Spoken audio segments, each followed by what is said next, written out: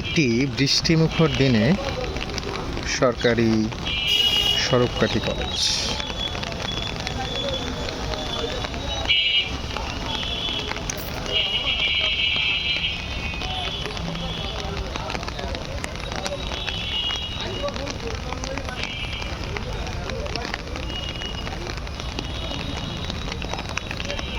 কাজ চলছে নতুন ভবনের।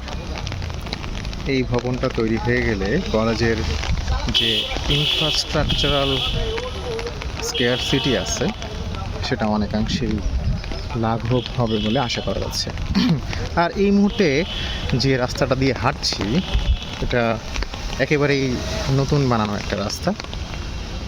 এই রাস্তার সুনাম বোধহয় কলেজের সবাই করে থাকে এবং ব্যাপক প্রয়োজনীয়তা অনুভব করা হতো যখন এটা ছিল না। তো যাই হোক, এটা সরকারি স্বরূপকাঠি কলেজের আশীর্বাদ রোড। যাই হোক, আমরা এখন বের হওয়ার চেষ্টা করি এই গেট দিয়ে। এখানে বিস্তৃত